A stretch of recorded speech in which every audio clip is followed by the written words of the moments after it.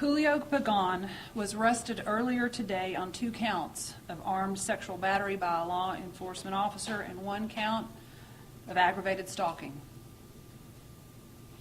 There are simply no words to express my shock, my outrage, my disgust about this. There is no word. To say that I'm angry woefully minimizes the depth of my feelings. I'm angry for every member of this community, every resident, every citizen, every visitor, every person that comes to Lakeland. I'm angry for every member of this department. There is no explanation as to why this officer chose to do the things that he is alleged to have done. And if it's true, he has shamed each and every member of this department, each and every member of this community. He not only violated just the woman that he victimized, but he violated the trust of every citizen of Lakeland. With everything that has gone on in recent months, I believe that every member of this police department knows what is expected of him or her. You look around at the members of this police department that you see behind you. They are outraged. Everyone knows that they are responsible for upholding the ethical standards and the laws. Please do not doubt what I'm saying here. What we are talking about is criminal. Every member of this police department knows what is expected of them, and everyone is appalled at these allegations. Each and every member of this police department knows that they will be held accountable. And that's exactly what we're talking about today, and that is accountability. You engage in policy violations, that's one thing, but if you engaged in, if there are allegations of crime, you will be arrested. I'm going to give you a brief synopsis. Let me remind you up front, this is still an ongoing criminal investigation. And I will answer, or the folks that are here with me will answer the questions that we can, and we will let you know those that we can't.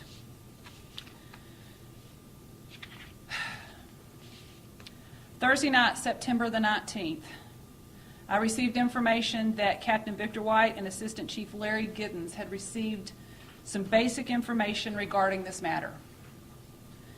Captain White began immediately looking into that situation. Had just some basic information at that point. On Friday, September the 20th, a criminal and administrative investigation was ordered into the allegations that we're talking about today. It was on Friday the 20th that I learned that the victim attempted to report Pagan's actions by calling our communications center on August the 29th. I will address that situation shortly. On September 20th, Officer Pagan was immediately placed on administrative leave and relieved of all duties. The criminal investigation detectives and the criminal investigation section began immediately working every potential lead and every potential bit of information that we had on this case. They worked diligently over the weekend, conferring with the state attorney's office as early as Saturday into the details of the investigation. Detectives continued to work in conjunction with the state's attorney's office to bring this to quick and swift conclusion. On September the 26th, an arrest warrant was issued for Officer Pagan. You have the copy of the capias, and he was taken into custody by the Lakeland Police Department and transported to the county jail. As I said, he is charged with 2 counts of armed sexual battery and 1 count of aggravated stalking. Officer Pagan remains on administrative leave pending the completion of the termination process. I expect that that will happen today or tomorrow. A little bit of timeline that you have from the capias. On July 4th, the victim first met Officer Pagan as he was investigating another call for service, a shots fired in the area. On August the 12th, the victim called LPD to report a domestic disturbance between herself and her daughter. Officer Pagan was one of the responding officers. He returned to the scene or remained at the scene and began a sexually explicit conversation with the victim, and it resulted in sex that occurred at her residence, as she alleges.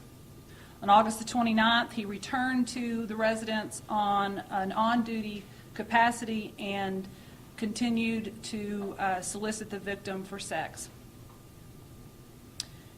Additional information is available to you in the CAPIAS, and we will answer questions that we can. At that time, we have received information that the victim called our communication center on an administrative line. We are actively investigating that matter administratively as we speak. We have completed about 90% of that administrative investigation as to what happened. I am not pleased. I am not happy. I am not in any way going to do anything other than find out what happened as to why we did or did not what we should or should not have done on August the 29th. And we will absolutely deal with that matter swiftly and surely. We have another event where Officer Pagan went back to the victim's residence on September the 16th, and that was the last known encounter in this matter. That's the basic synopsis that I have. We will answer whatever questions you may have. We are going to continue to swiftly investigate this and bring it to the appropriate conclusion. I believe it is appropriate for criminal charges to be brought. I can surely tell you that while we have referred to him as Officer Pagan today, he will not be an officer in this department any longer. Questions? Chief, she originally called, as you said, on August 29th. So there's 21 some days there where this, and apparently he did go back to the house on September 16th. Can you give any explanation at all as to why it wasn't initially investigated on August 29th? And it appears that if she didn't come forward on September 20th, you wouldn't ever know about this? I received information about it on September the 19th. That was my first knowledge of it in my office, and we reacted swiftly and surely at that time.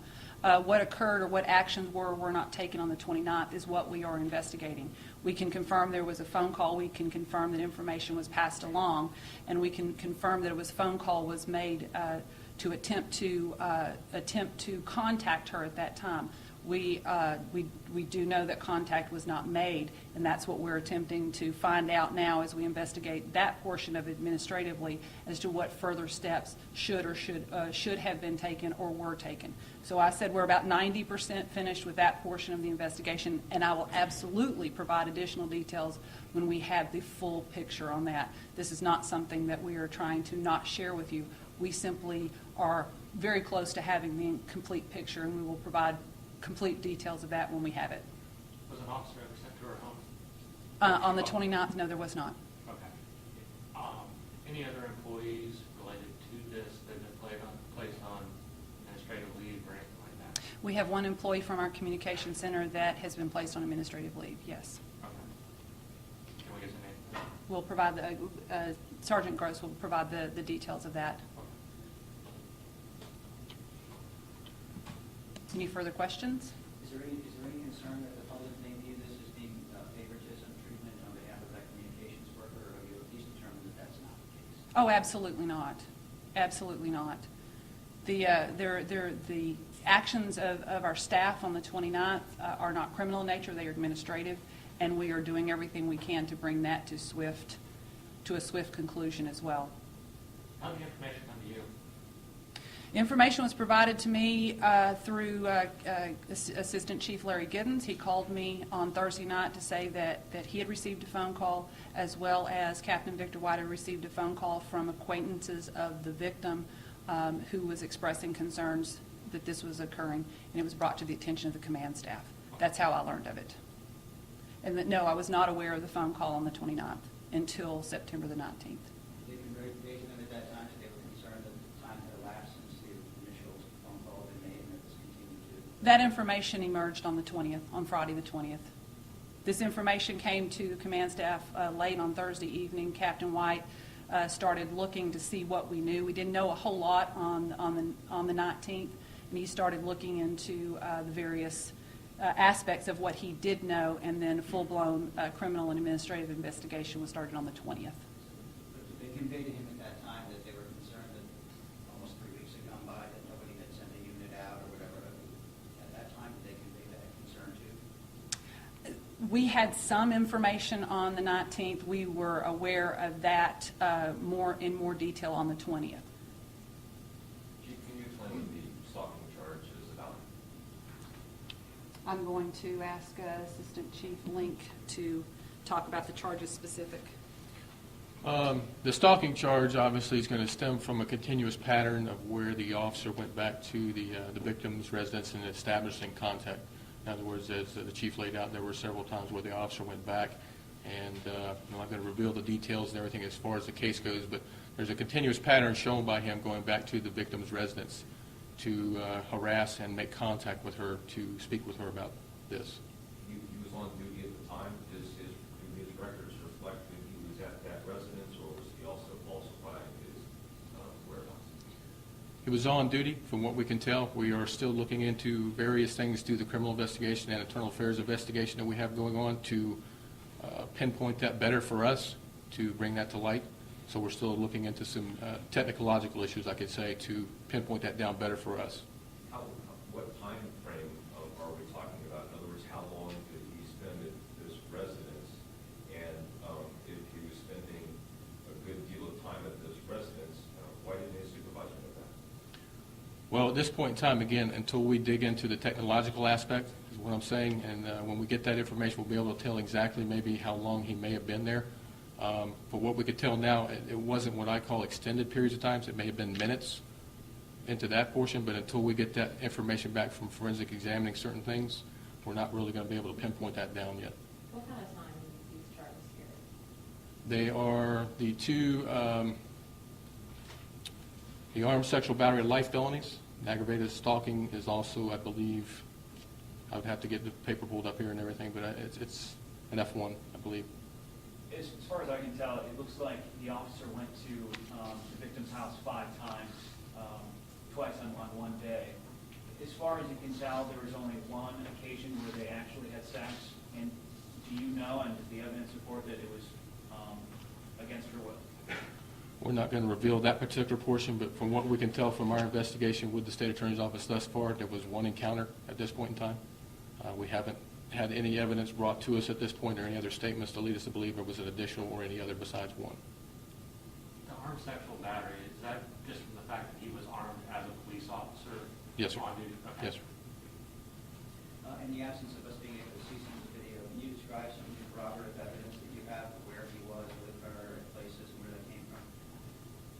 I'm not going to get to the specifics. I will tell you it was at the residence, and that's about as far as I'll go with that. I would like to let the investigation go on and let us dig into this. We still have a lot of things to do to kind of assist the State Attorney's Office with the case, but I'm not going to get into those specifics right now. If I can't just already publish, so I'm not going to ask you to divulge anything that's not already out there. There's some video, I guess, from the convenience store and some places that they went together that you can see him on video. I thought you were referring to something else. I'm sorry. The video footage, yes, puts him at the store, as it indicates in the copy of the capias.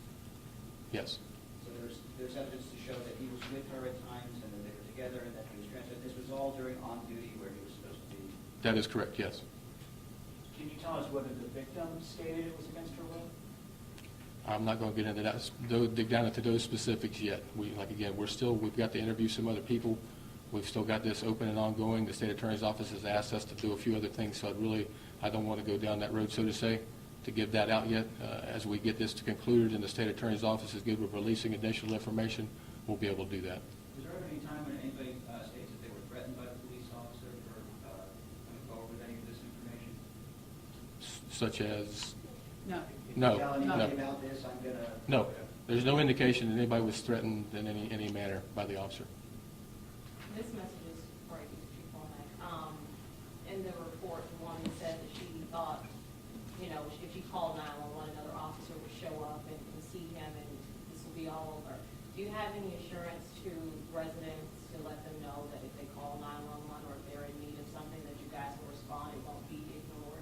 Absolutely, people? absolutely. We respond to thousands of 911 calls a year. I have no valid explanation as to why at this point that did not occur. I am very, very well aware of the fact that the victim believed that there was an officer coming, and I will absolutely explain when we have detailed information as to what that is. Yes, I'm absolutely concerned that anybody in this community would think that they could call, and it appears that this was called on our administrative non-emergency line, that it was not a 911 call, but it doesn't matter. It doesn't matter which phone rang. There was a phone call into our communication center, and we will, and we are required to. It is our duty and our obligation to respond to that appropriately. If that didn't happen in this case, then we will take the appropriate action. I do not want this community to have any concern that when they call us for help, they will get it. The calls that are listed in the report were listed as 911 calls. Is that not accurate? It was into our 911 center. But not calling 911? Correct. emergency. Correct. So It appears to- administrative line at the 911 center? Yes. Okay, just wanted to get that. And also, is there any type of relationship, friendship, or otherwise between the communication staff member and Officer Pagan? That is a portion of an ongoing investigation and will be part of the details that will be provided. Chief, just recently on September 11th, you got up in front of the LPAC board and announced this new commitment towards values and ethics, and even the setup of this task force to instill those values into the department. Maybe describe your disappointment here on, 5 days later, this officer supposedly went to the woman's house and again is asking for a quickie. Describe your disappointment there. Disappointment? Disappointment doesn't even come close to describe how I feel about this. I told you up front, I'm outraged, I'm shocked, I'm disgusted, I am fed up. How's that? I am absolutely fed up with having to answer these questions.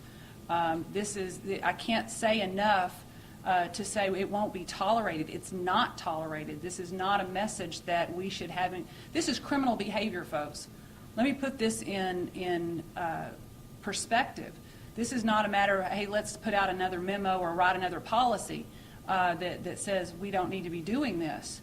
There is not a person in this room right now that supports it. There's no explanation for criminal activity. The only one that can explain why and how this happened is the person that chose to do it.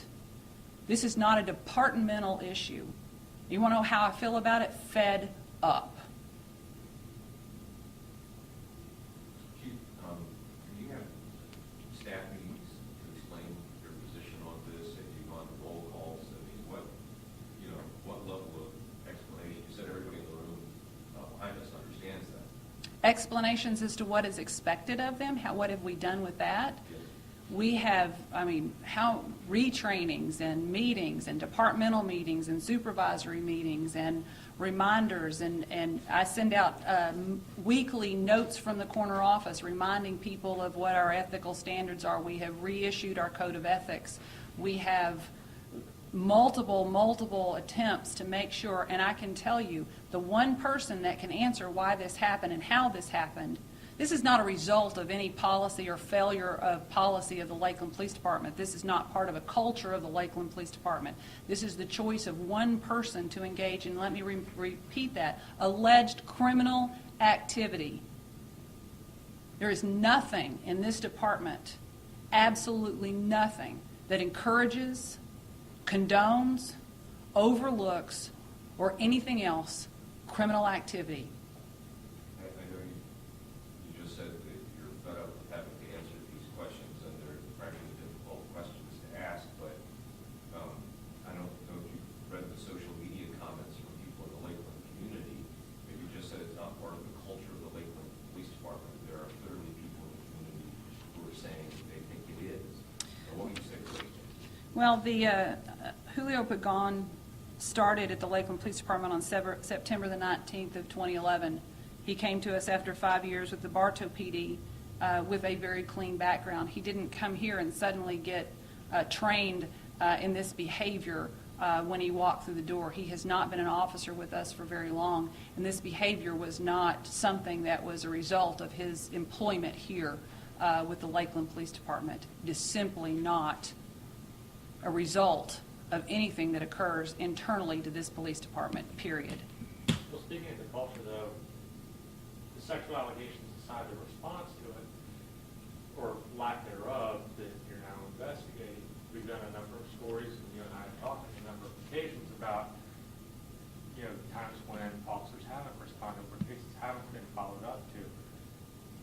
What are your thoughts there as far as the cultural aspect of that? I know you've tried to address it a number of times through report writing, documentation, things like that. I think you're asking an apples to oranges question, and what occurred or did not occur on the 29th, and I will provide detailed explanation and what steps we've taken to address that as soon as that investigation is completed. Do you expect that within days, or you say you're We're about 90% finished. We should be able to finish that within the next couple of days and wrap it up. We're hoping to have that detailed information out by next week. Chief, is there any way when an officer transfers from one department to another that there might be a red flag about character? Oh, we absolutely do a complete and total background check. When this came, we pulled our background check to see what we had done, particularly when we have an officer that comes from another department. We did have complete information from the Bartow Police Department. He had no disciplinary issues at the Bartow Police Department. He came very highly recommended from the supervisors. Became very highly recommended. There was no red flag from the Bartow Police Department in his time that he was there. Thank you.